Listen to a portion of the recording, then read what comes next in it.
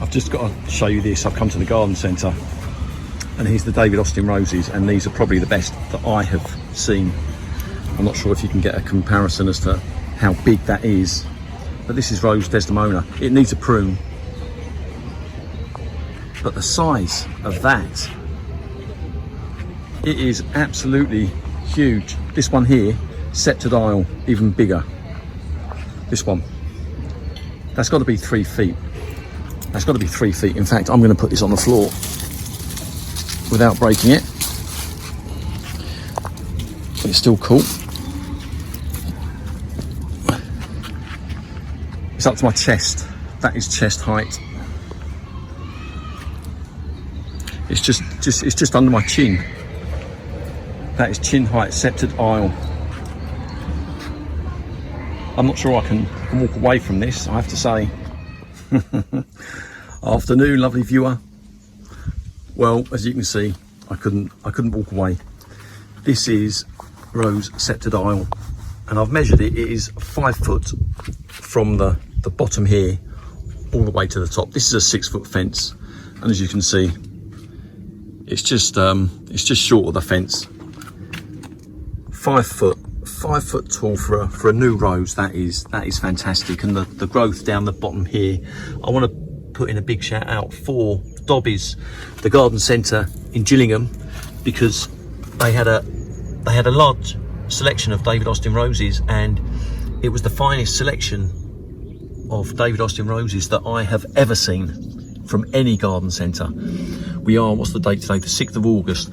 At this time of year particularly, I do get a little embarrassed when I go to the garden centres and I see the state of some of these roses in an awful state so often.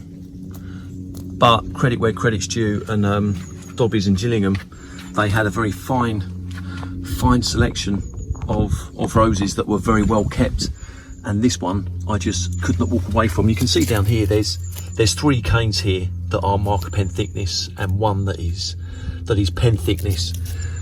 A lot of strong growth that's coming up. Now this rose Scepter dial, it does grow 4 feet by 4 feet, so they say. It's suitable for part sun and part shade, and it has got a very strong fragrance. They say it's a myrrh fragrance. I have deadheaded some of these flowers in transit, and I'm not sure if this is gonna survive, if it's gonna survive the car journey that it had. But overall, I am absolutely over the moon. And this has got, they say it's very free flowering, this rose, with an upright growth habit. I've put it here for the time being, but where it's going to end up, I might pot it and have it here. I might find a home for it in the ground. I'm not sure as yet, but we're gonna have a walk around, I think, today, because it's such a nice day. And my roses, they're in 3rd flush at the moment, and there are many of them are looking absolutely fantastic. But we're going to start off by looking at Rose Boscobel. Now, someone did say to me a little while ago they weren't too impressed with Boscobel and its ability to repeat flower, but I have to say, for 3rd flush, this is absolutely fantastic. Just flowers galore. And of course, when you're talking about Rose Boscobel, that lovely fragrance. Now, some of the roses are going over. We are in the middle of an appalling drought at this moment in time in the southeast, this particular area here in particular. Now, normally at the best of times, we have got a microclimate here. Normally we get it wetter, but unfortunately the last sort of month, 5 weeks, 6 weeks, the rain, it has been going around us. We keep missing the rain. It's very frustrating. Very, very dry at this moment in time. So dry, I'm starting to think that this is survival. But Boscobel is doing very well. Olivia Rose Austin, looking mighty fine, of course. But we're in a serious a serious situation at the moment with regards to lack of water. I haven't been using a hose on my garden of late. We've received letters asking us not to, so I've been trying to abide by that, but we have got a hosepipe ban coming into force next week. But as my wife pointed out to me last night, the hosepipe ban, it doesn't include potted plants. You can still use a hosepipe on potted plants. Now that isn't ideal.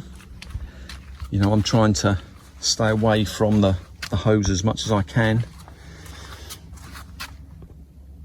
This here is Audrey Wilcox, and this is a very, very fragrant rose. Absolutely lovely. Hybrid tea rose. Just coming into its second flush since I've had it. Hybrid tea and Princess Alexandra of Kent. That is looking fine. Nice big flowers as well, considering we're, you know, beginning of August, first week of August. That is looking fine for a new plant, for a new rose. That is looking fine. You can see here, Summer Romance. These roses have been proper eaten up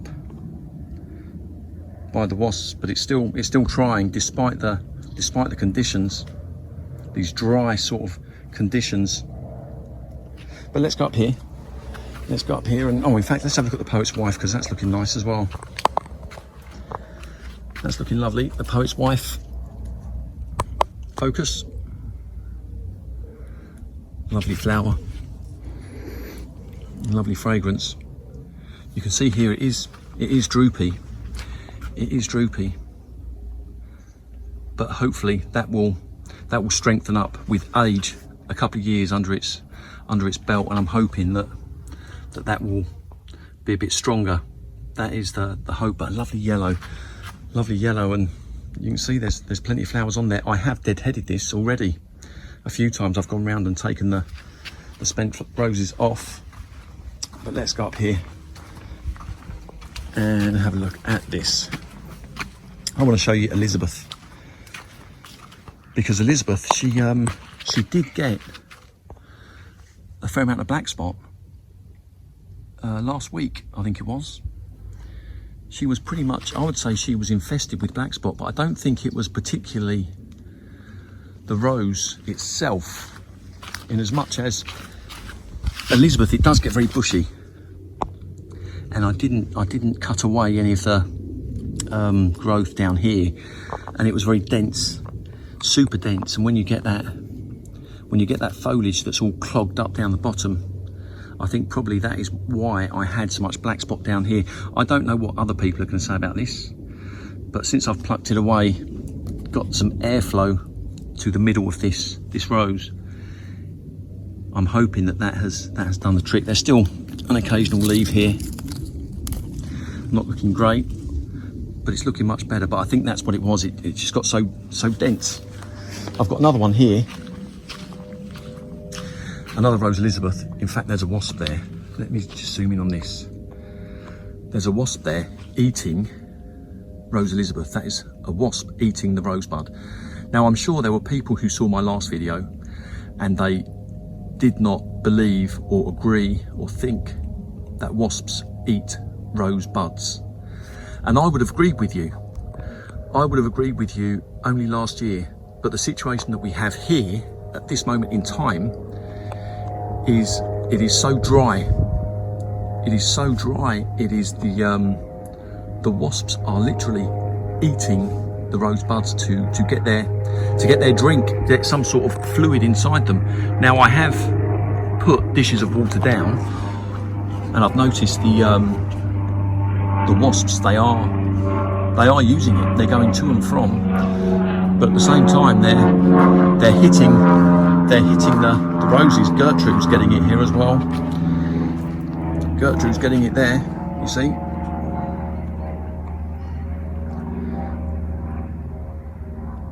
That is, it's like alien, isn't it? Nom nom nom nom nom. So if you disbelieve me, you know, unless there's an expert in wasps or an expert in roses can categorically tell me that this is not happening, then I'll believe you. But until then, I haven't sprayed Gertrude or this Elizabeth. You see, the other ones I had sprayed with neem oil and it seemed to work. But I forgot this little corner here, and it's perhaps it's no coincidence that the wasps have come here. But you can see Gertrude is she's starting to come into another flush. The Gertrude I've got in the front garden, in the back garden, is looking amazing. But here's the Timeless collection here. This one here is Timeless Charisma, and look at that, another hybrid tea rose. But Hayley, she said that her Timeless collection, they weren't flowering so much, but I have to say my Timeless collection here, they are really pumping out the flowers. Did I show you Roald Dahl? Let's go and have a quick look here. Let's go and have a quick look here, because Roald Dahl is in a flush as well. That's looking fine. The roses, the flowers themselves aren't as big, of course, as they were on the first and second flush, but they're still pumping out the flowers. I mean, that there is going to smell awesome, I think. Give that another year, because there's so many very fragrant roses there. Chandos Beauty, so many very fragrant roses there. That's going to smell lovely. But let's have a look what we've got here. We've got Rose Laguna here. It's now starting to do its thing. Rose Laguna is all starting to bud up, and I think this is going to start pushing out the flowers very soon. I think that's going to look something special. Oh, this one here is Delightful Parfuma, and it's about time, because this is the first rose that I've had from Delightful Parfuma. All the others have failed at the bud stage, and it's got a wicked fragrance. But that's the first flower that we've actually had. The other buds, they just kind of failed. There was lots of weirdness going on with this Parfuma collection, with Delightful Parfuma. Just odd things going on with regards to the buds. But this one now looks like it's going to succeed. So maybe that was just a teething problem. Let's see what else we've got. In fact, let's go out the back. But I'm very pleased with that. Very, very pleased with that. Let's just go and show you Gertrude in the back garden, because that is looking fine at the moment, and we're only at 12 minutes. That's not too long for one of my videos. But yeah, considering we are in. Oh look, there's another bloody wasp. You see, this is another one. I haven't sprayed this one either. It's just the ones at the front that I've done, and they seem to be leaving alone. But look at all the flowers coming through here. Look at that. Beautiful. Beautiful. Third flush for Gertrude. It's a few years old. It's a few years old, this rose. I'm growing it as a shrub. I might put like a frame up and have it grow as a climber, but you can see all the buds just waiting to come through. It's certainly in good shape. There's that. Right, where am I going to leave you with? I'm going to leave you. Oh, in fact, I want to show you this. I'm going to show you this. Because I mean, you can see the grass here. It's like straw. It's like straw underfoot. Yeah, Rose Westerland. How these roses are surviving, I don't know, because we've got moles that keep pushing the soil up, going into the pot to feed on the worms. This is another, I guess, effect of the drought. The worms, they're attracted to the moisture, where I'm watering these roses. That one there's a baseless pot. Baseless pot. When I'm watering them, it's attracting the worms, and in turn, it's attracting the moles, and they are eating the worms. So it's amazing, really, that these roses here are even surviving. But for the time being, she's continuing to grow. But I'm watching it. I'm keeping my eye on it. But at the moment, in terms of the top growth, they don't seem to be affected at all, which is a good thing. In fact, let's leave you with Rose Hewson. There we go. How about that? Right, lovely viewer. It is Saturday, and I hope you have a lovely evening.